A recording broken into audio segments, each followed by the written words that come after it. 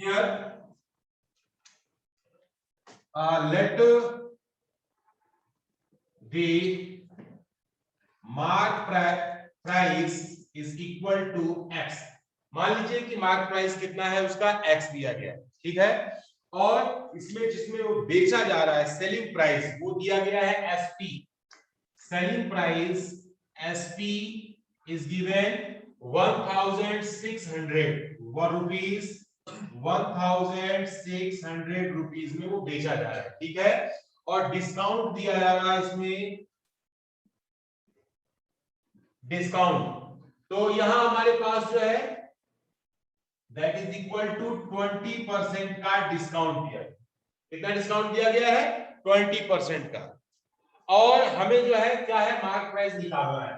तो selling price equal to mark price. अब mark price में से हमें क्या करना है, डिस्काउंट को माइनस करना है। मार्क प्राइस में से डिस्काउंट को क्या करना है, माइनस करना है। Selling price is equal to mark price को हमने क्या मान रखा है, x, ठीक है, and minus discount 20% off x का 20% है, और सेलिंग प्राइस है आपका 1600 is equal to x minus 20%, का मतलब बाई में 100 इंटू ये क्या हो गया, x हो गया, ठीक है।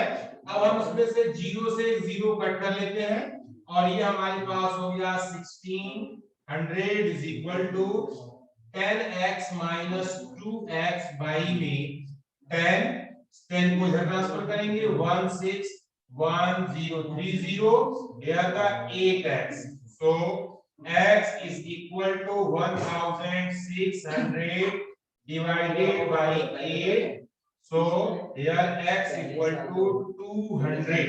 तो x जो है हमारे पास जो है सॉरी एक जीरो हमारा जो है छूट रहा है, ये जीरो हमारे पास तो 2000 का उसका दिया गया है रुपीस।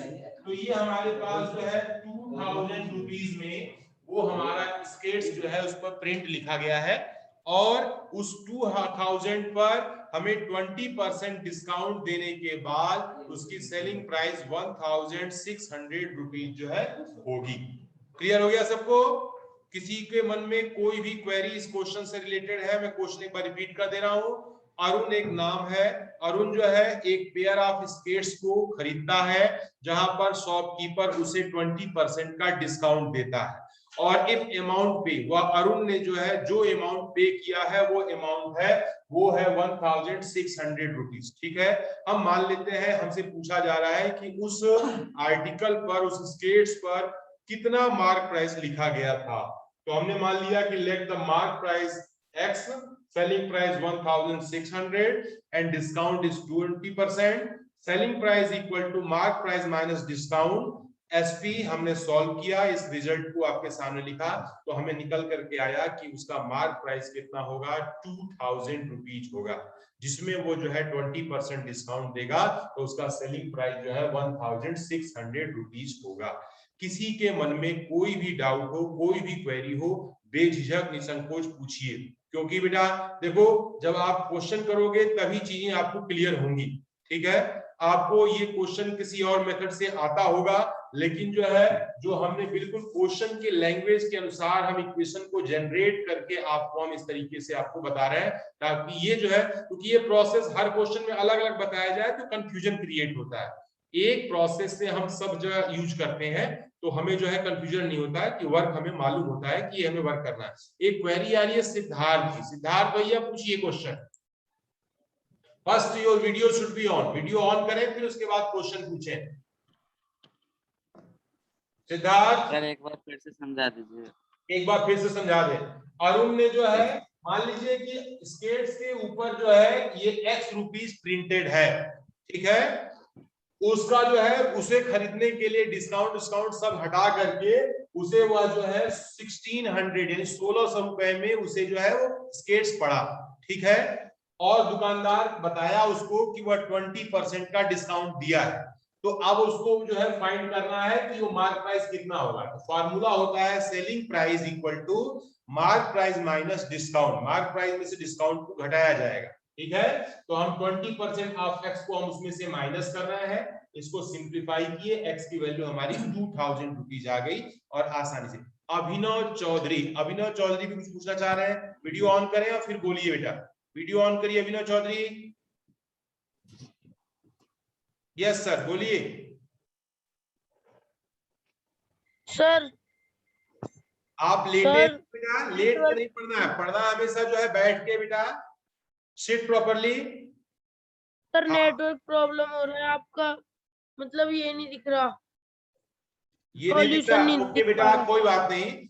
मैंने इसे रिकॉर्डिंग कर रखा है, मैं आपको ग्रुप में इसकी पूरी वीडियो को मैं भेज दूंगा, वहां पर नेटवर्क को दिक्कत नहीं होगी, वहां पर विजिबिलिटी क्लियर रहेगी। Okay okay sir. Okay now okay sir. Students, next question is question number 10, और 10th क्वेश्चन हियर। अब 10th क्वेश्चन में पढ़ रहा हूं, उसको आप ध्यान से देखना बच्चों, सुनना। अगला क्वेश्चन देखिए, I purchase a hair dryer. Hair dryer का यूज क्या होता है, बालों को सुखाने के लिए एक डिवाइस होती है, इसमें से वार्म एयर फाइंड होती है, निकलती है, जो कि जो है अक्सर जो है घरों में आप देखते हैं हेयर ड्रायर जो है सुखाते हैं। अब हेयर ड्रायर का क्वेश्चन जो है हमारे सामने आया है, और चलिए कोई बात नहीं, अच्छा चीज है। लिखा है कि I purchase a hair dryer, मैं जो है एक हेयर ड्रायर खरीदता हूं ₹5400 में, 5400 रुपए में मैंने हेयर ड्रायर खरीदा, ठीक है। इंक्लूडिंग 8% वैट, उस पर जो है 8% वैट यानी वैल्यू एडेड टैक्स लगा हुआ है, ठीक है, वैल्यू एडेड टैक्स लिखा गया। Find the price before VAT, यानी वैट जब जोड़ा गया उससे पहले उसकी प्राइस क्या थी, ये हमें बताना है, ठीक है ना।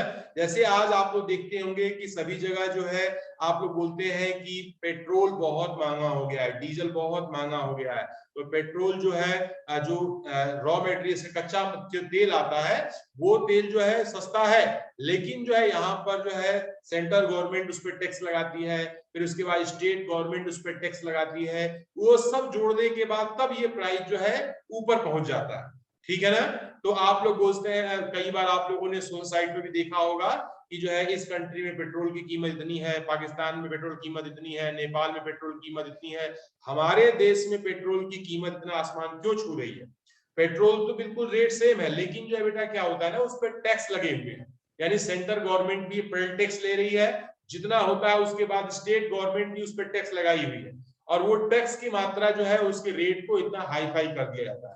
वैसे ही हेयर ड्रायर जो है, हेयर ड्रायर आपके पास जो है लिखा है कि 5400 रुपीज में हेयर ड्रायर खरीदा गया है, लेकिन उसमें जो है 8% वैट इंक्लूड है, यानी कि 8% उसको टैक्स देना है, तो आपको बेचने के लिए वो 8% उसमें ऐड करके ही आपको बेचेगा, ठीक है ना, क्योंकि दुकानदार घाटा तो नहीं सहेगा, किसी प्रॉफिट के लिए ही वो काम कर रहा है, तो जितने भी खर्चे उसके ऊपर आते हैं वो सारा परचेज खर्चा जो है उसमें गुड्स में वो ऐड कर देता है, और फिर वो जो है आपको बेचता है, तो इसलिए आपको चीजें महंगी भी मिलती है और सबका प्रॉफिट, सबको सरकार को भी टैक्स मिल जाता है, दुकानदार को भी प्रॉफिट हो जाता है।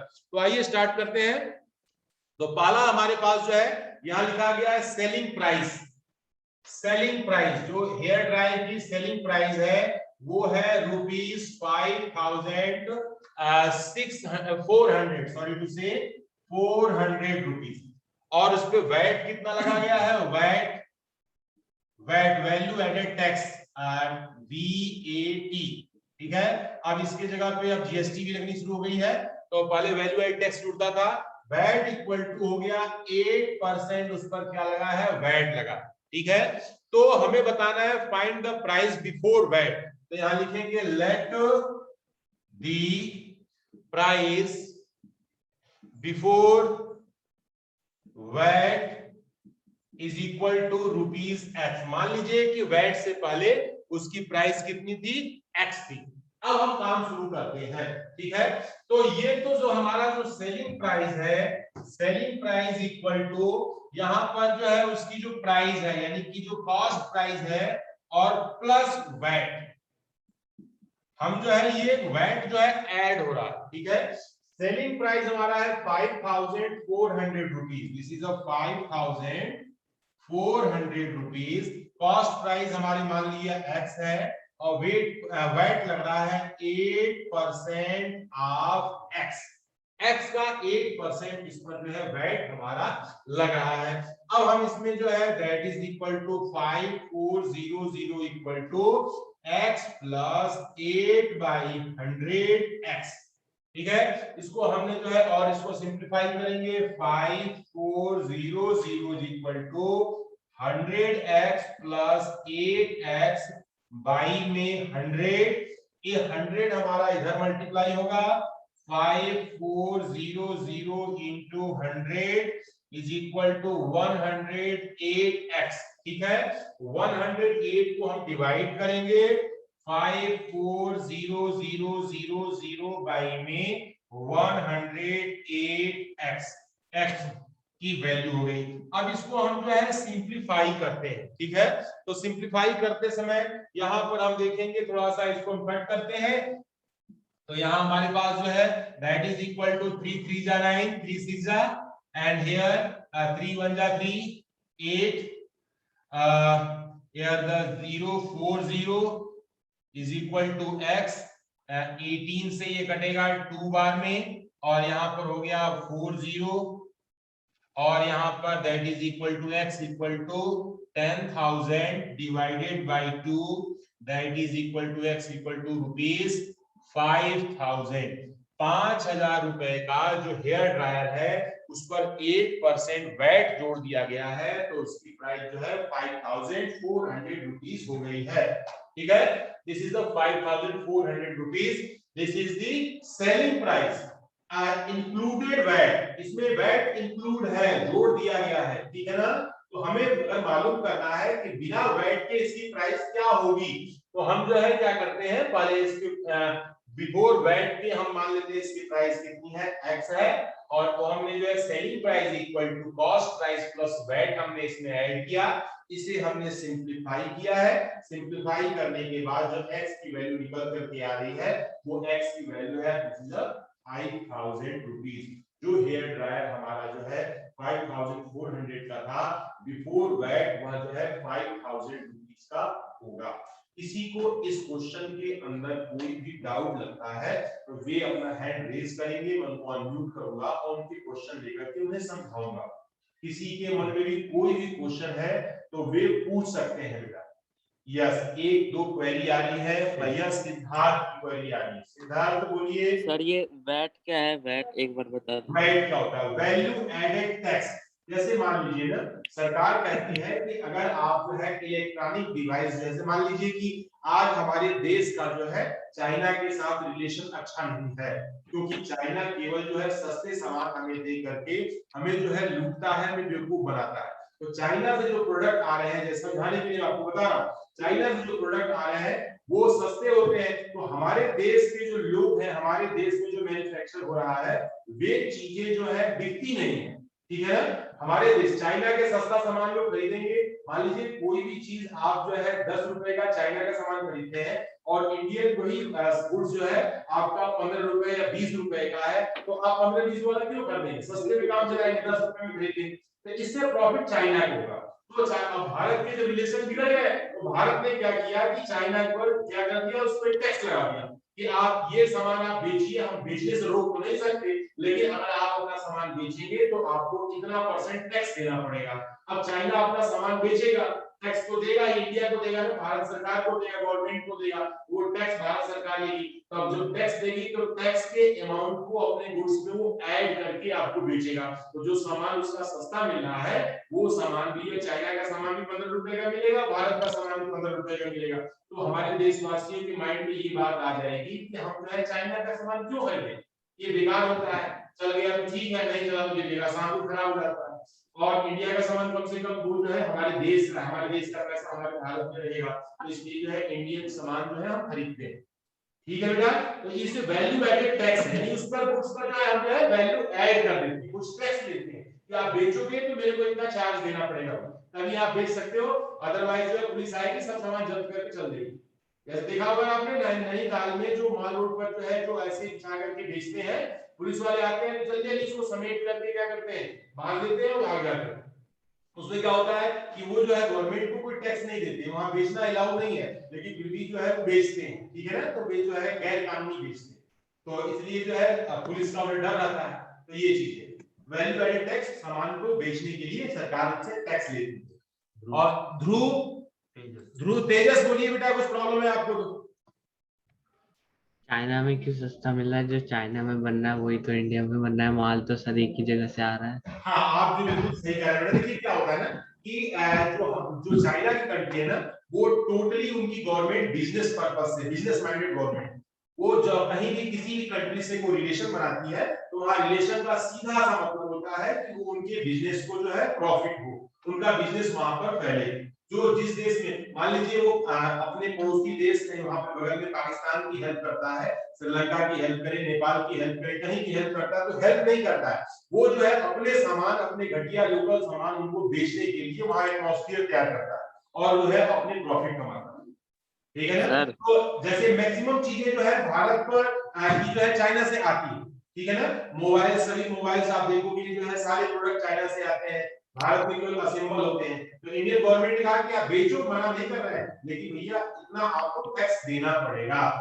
अगर आप हमारे देश में आइए सर इंडिया, हाँ सर इंडिया में इतना सस्ता क्यों नहीं है सर? चाइना में वो कहाँ से बना रहे हैं सर? हाँ, मैं उसका वहाँ रीजन सस्ता क्या क्यों होता है? है ना कि जैसे क्या होता है कि वे कोई भी प्रोडक्शन करते हैं, जैसे मान लीजिए आप जाते हैं ना, आप शादी विवाह में आपके घरों में आपने सुना होगा कि कार्ड छपवाए जाते हैं, आपने देखा है ना? सभी घरों में जिनके यहाँ शादियां होती हैं, कोई फंक्शन होता है तो कार्ड छपवाते हैं, तो कार्ड पर जो है अपने घर के सभी मेंबर्स के नाम लिखवाते हैं। ठीक है ना?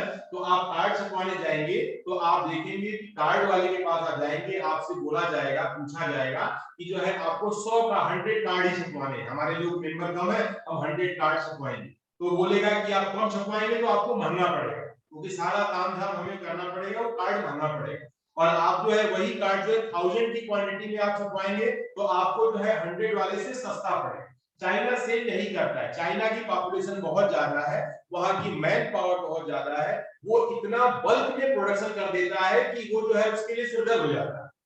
वहां पर जो है जो बच्चे भी होते हैं वो इलेक्ट्रॉनिक घड़ियां अपने सीखते सीखते बना देते हैं, वो सारे बल्क के प्रोडक्ट को इतना क्या करता है कि वो अलग अलग कंट्री में ले जाके डंप करना शुरू कर देता है। ठीक है ना?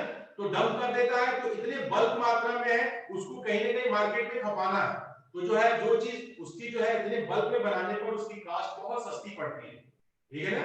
और जो है जब बेचा जाता है तो अगर वो 1 पैसे का भी प्रॉफिट लेता है एक सामान बेचने में, तो जो है उसे बहुत ज्यादा प्रॉफिट हो जाता है। और हमारे इंडिया में क्या होता है, यहाँ पर जो है गवर्नमेंट इसमें कोई हेल्प नहीं करती, लोग अपना इंडिविजुअल जो है प्राइवेट रूप से अपना काम करते हैं और वहां पर जो है उनको कम क्वांटिटी में उसका प्रोडक्शन करते हैं, जिससे उनकी लागत उनको क्या होती है, ज्यादा होती है, इसलिए वो सर पॉपुलेशन तो इंडिया की भी कम नहीं है, पर इंडिया की गवर्नमेंट सपोर्ट नहीं करती और लोग आल चाइना का क्या है, लोग चाइना आल की गवर्नमेंट जो है, चाइना की गवर्नमेंट जो है इसे जो है पूरा ये सारा बिजनेस हैंडल करती है। चाइना की गवर्नमेंट का सीधा सीधा इन्वॉल्वमेंट होता है बिजनेस में, भारत का सरकार का इन्वॉल्वमेंट के बिजनेस में किसी भी रूप से नहीं है। यहाँ पर बिजनेसमैन को अपनी पूरी बिजनेस करने की आजादी है। ठीक है ना? चाइना गवर्नमेंट में जो है वहां पर कोई भी अपनी मर्जी से नहीं कर सकता, वो गवर्नमेंट के अनुसार रूल रेगुलेशन को फॉलो करना पड़ेगा। ठीक है? क्योंकि बल्क में सरकार बनवाती है बेटा, वहां की सभी जो है मल्टीनेशनल कंपनियां सरकार के अधीन है, गवर्नमेंट के अंडर में है। सर हाँ बोलिए बेटा। सर जैसे अभी चाइना ने वियतनाम को पैसा दिया था, तो अब वो बोलता है कि वियतनाम मेरा है। हाँ बेटा, उसी तरह से बस मतलब के लिए है। जो वेस्ट सामान होते हैं ना बेटा, अपने वेस्ट सामान को चाइना जो है ऐसे ही डंप करता है। जो अभी क्या हुआ था ना कोरोना के चक्कर में, अभी पाकिस्तान में उन्हें N95 मास्क भेजे थे, तो वो जो है मालूम चला था कि जो है लास्ट प्राइस तो उसने जो है 95 का लिया था और बिल्कुल सस्ते वाले जो है बिल्कुल जो है मास्क उस वहां पर भेज दिए। चाइनीज वैक्सीन भी आई है, वैक्सीन भी जो है उतनी कारगर नहीं है, लेकिन वो जबरदस्ती फ्री में करता है, पहले फ्री में ले जाओ और बाद में उनसे चार्ज लेता है, वो भी वहां पर डंप करता है। तो ये उसकी स्ट्रेटेजी है, चाइना शुरू से ही ऐसा करता है। तो लेकिन बेटा थोड़ा विषयांतर हो रहा है, this is a mathematics class, not SST history class नहीं है। तो ये सब चीजें जानकारी जो है ना, आप थोड़ा एसएसटी वाले सर से डिटेल में पूछिएगा, वे इसके बारे में बताएंगे कि ऐसा क्यों है कि चाइनीज प्रोडक्ट इतने सस्ते मिल जाते हैं और हमारे देश के प्रोडक्ट जो है इतने महंगे क्यों मिलते हैं। तो हमारा टॉपिक था, मैंने राइट के लिए बहुत ज्यादा डिस्कस कर दिया। अब बात करते हैं नेक्स्ट, एक हमारी क्लास में ही हमारी एक्सरसाइज कंप्लीट हो गई। और थोड़ा सा मैं अब आपको कुछ चीजों को मैं समझा रहा हूं, उसको भी आप देखिए। अगला हमारा जो टॉपिक है वो टॉपिक है compound interest. Compound interest, compound interest क्या होता है? आप लोगों ने सबसे पहले जैसे मान लीजिए कोई बोलना चाहता है कुछ कंपाउंड इंटरेस्ट के बारे में, हैंड रेज करें अपना। तेजस बोलिए बेटा। सर एक क्वेश्चन रह गया 11। हाँ बेटा, सर एक क्वेश्चन रह गया कौन सा? 11। 11 क्वेश्चन क्या है? सर मेरा नहीं रह गया सर, वो बुक में है सर, वो आप कराए नहीं सर। अच्छा, एन क्वेश्चन आर्टिकल छोड़ वाज, दिया इसमें? यस सर छोड़ दिया सर। अच्छा अच्छा अच्छा, मैं अभी इसको देख लेता हूँ। ये एक बार थोड़ा सा हमारे पास पीडीएफ है, उसमें जो है वो क्वेश्चन है नहीं। मैं एक बार जो इसकी एक बार मैं देख लेता हूँ बेटा। तो आप लोगों में से कोई बोलना चाहेगा कंपाउंड इंटरेस्ट के बारे में? सिद्धार्थ ये बोलिए सर बेटा। इसका फॉर्मूला पता है? मालूम है ये कंपाउंड होता है क्या? कंपाउंड इंटरेस्ट क्यों बोलते हैं इसको? क्या चीज है? What is compound interest?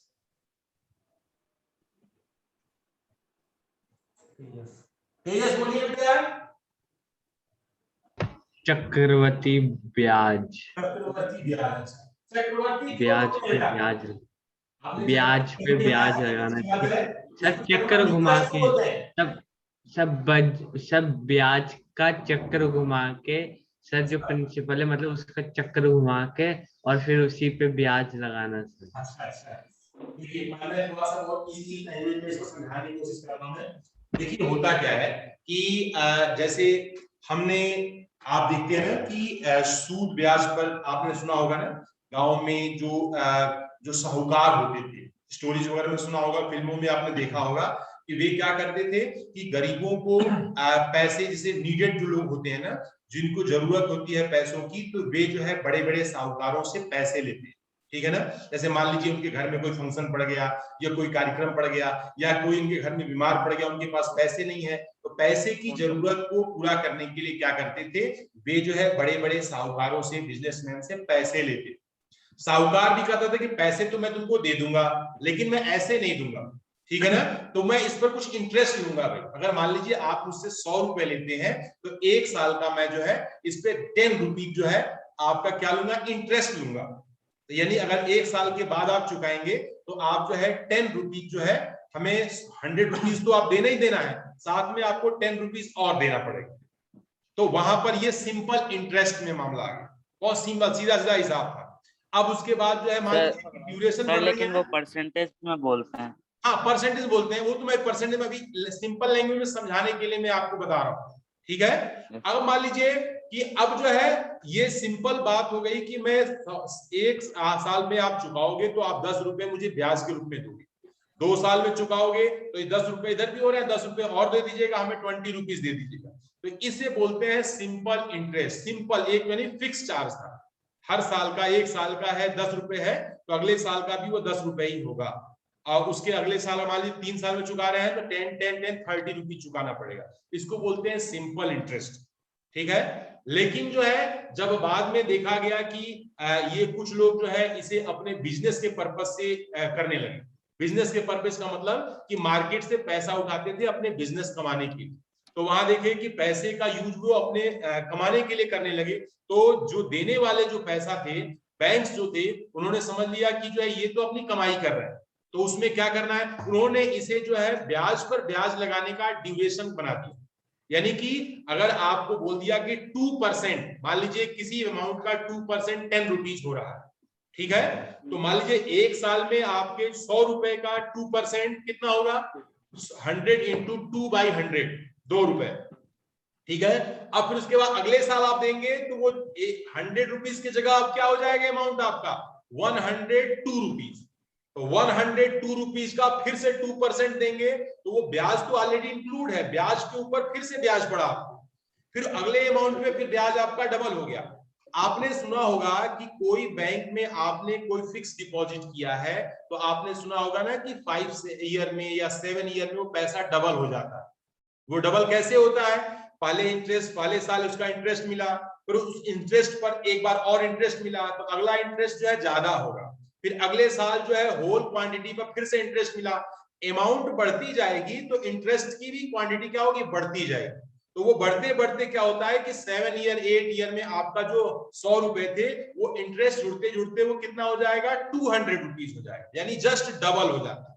यानी बैंक में केवल पैसा रखे रहिए, आपका जो है ड्यूरेशन के साथ साथ वो पैसे में इंटरेस्ट जो है ऐड होता रहता है और वो जुड़ता जाएगा। तो यहीं पर जो है, यहाँ पर ये मैथमेटिक्स है कि इंटरेस्ट पर जब इंटरेस्ट जोड़ा जाता है तो उसे बोला जाता है कंपाउंड इंटरेस्ट, यानी इंटरेस्ट पर इंटरेस्ट जोड़ने को बोलते हैं कंपाउंड इंटरेस्ट। ठीक है बेटा, तो देखिए अभी हमारे पास जो मेरे पास बुक है, टेक्स्ट बुक में पिछली एक्सरसाइज में केवल 10 ही क्वेश्चन में था, मैंने 10 के 10 बता दिए। अगला हमारा टॉपिक है कंपाउंड इंटरेस्ट का। मैं आपको थोड़ा सा इसके बारे में और समझा रहा हूं, उसको आप देखें।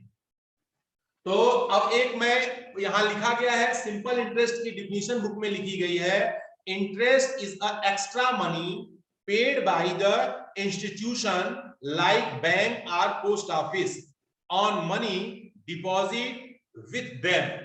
Interest is also paid by a people when they borrow money. We already know how to calculate simple interest. Simple interest का फार्मूला क्या होता है?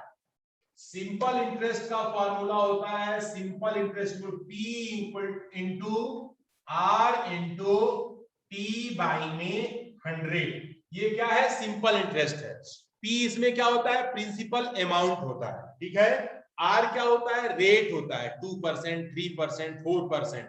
T क्या होता है, टाइम होता है। टाइम मतलब कितने टाइम के लिए, मान लीजिए 1 ईयर है तो T की वैल्यू 1 लिखी जाएगी।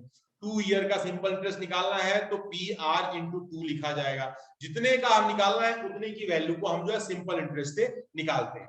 फिर इसके बाद जो है दूसरा बोला गया है, मैं एक और पढ़ रहा हूँ, सेंटेंस लिखा है आपकी ही बुक में कि my father has kept a some money in a post office for 3 year. मेरे पिताजी कोई मनी, थोड़ा सा मनी का अमाउंट जो है पोस्ट ऑफिस में 3 सालों के लिए रखते हैं। Every year the money increase as more than the previous year. हर साल वो पैसा जो है पिछले साल की तुलना में ज्यादा हो जाता है। मैं उसमें कुछ दे नहीं रहा हूं, मैंने अगर जो है कोई अमाउंट लिखा है 1 लाख रुपए, अगर मैंने पोस्ट ऑफिस में छोड़ दिया या बैंक में छोड़ दिया, उसमें कुछ नहीं कर रहा हूं, तो बैंक हमारे 1 लाख रुपए ही नहीं लौटाएगा। 1 लाख जितने दिनों तक वो अपने पास रखेगा, वो पर डे के हिसाब से वो अमाउंट हमें रिटर्न करेगा। ठीक है ना। तो बड़े बड़े जिनके पास पूंजीपति होते हैं वो अमाउंट से ही अमाउंट कमाते हैं। ठीक है ना बेटा। जैसे मान लीजिए कि आपके पास 10 लाख रुपीस है, तो 10 लाख रुपीस में मान लीजिए इस समय बैंक जो है मान लीजिए 4%, 5% या जो भी इंटरेस्ट देता है, तो एक साल में 4% 10 लाख का कितना हो जाएगा, निकाल के बताओ बच्चों। 10 लाख का 4% एक साल में कितना होगा, बोलिए।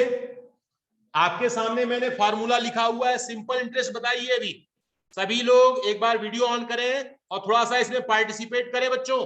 अभी 2 बच्चों की वीडियो केवल ऑन है, सभी वीडियो ऑन करें। और अमाउंट आपका मान लीजिए कि मैंने जो है प्रिंसिपल लिखा 10 लाख। ये हमारे पास जो है 10 लाख रुपीस है और हमें जो है ये इसका हमें मान लीजिए परसेंट R दिया गया है 4% और T जो है हमें 1 दिया गया है। हमें सिंपल इंटरेस्ट फाइंड करना है, जल्दी से निकाल के बताइए बच्चों कितना होगा भाई। आदित्य गायक बोलिए। सर 40,000। 40,000। अब हमारे पास जो है ये मान लीजिए आ गया 40,000। अब जरा सोचिए बच्चों, ध्यान से सुनना। आपके पास आपके बैंक अकाउंट में आपके पास 10 लाख रुपीस जो है रखे हुए हैं। एक साल में आपको 40,000 रुपीस मिलते हैं।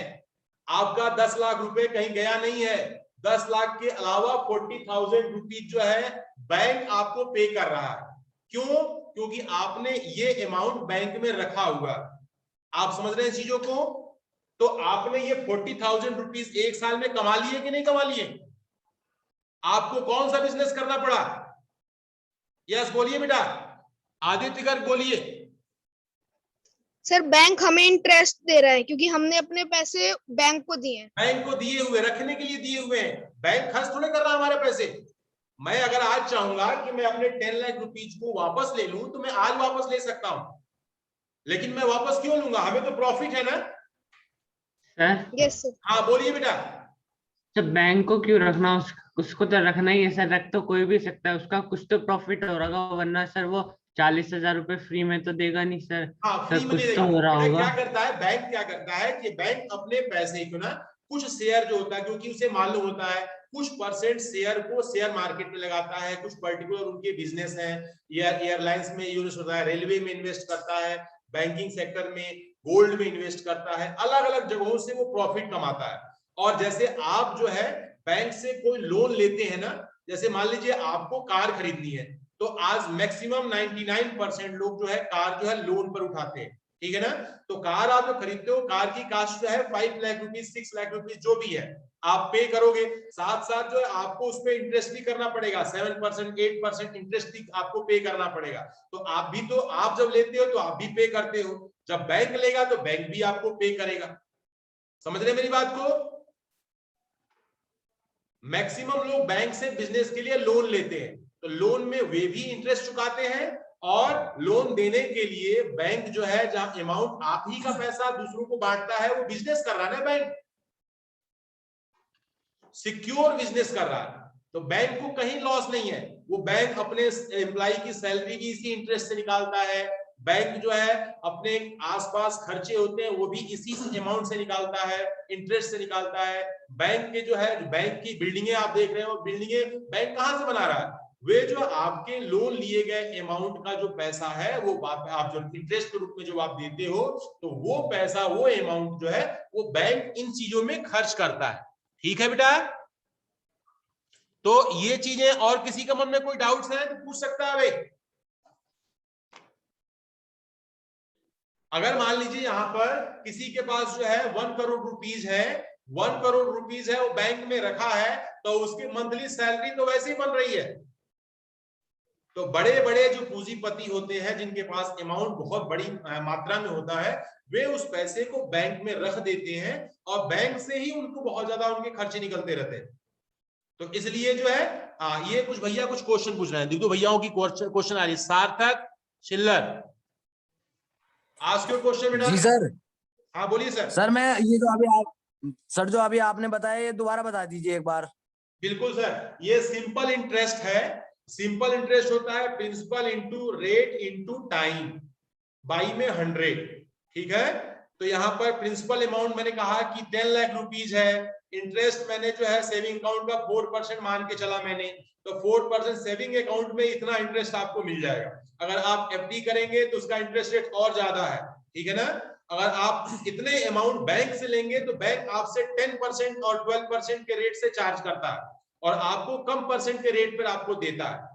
बैंक कितना देगा? सेविंग पे 4% देगा, 5% देगा, ठीक है ना। लेकिन जब आप बैंक से लोगे तो आपसे कितना चार्ज करेगा? 12%, 13% आपसे बैंक जो चार्ज करेगा। तो वो आपसे कमाता है और थोड़ी मात्रा आपको भी देता है, और बाकी जो अमाउंट है उससे अपने बैंक के, अपने एम्प्लॉइज की सैलरी वगैरह जो है निकाल लेता है। तो यहाँ बात हो रही है कि हर साल जब इंटरेस्ट पर इंटरेस्ट कंपाउंडेड होता है, यानी कि पहले साल के इंटरेस्ट को प्रिंसिपल में जोड़ दिया गया, उस अमाउंट पर फिर अगले साल इंटरेस्ट और ज्यादा हो जाएगा, फिर उस अमाउंट पर उसको भी जोड़ दिया गया, उस अमाउंट पर अगले साल जो है फिर से हमारा जो है इंटरेस्ट जो है और ज्यादा हो जाएगा। तो ये कंपाउंड इंटरेस्ट इसी को बोलते हैं। जब इंटरेस्ट के ऊपर इंटरेस्ट मिलना शुरू हो जाता है उसको बोलते हैं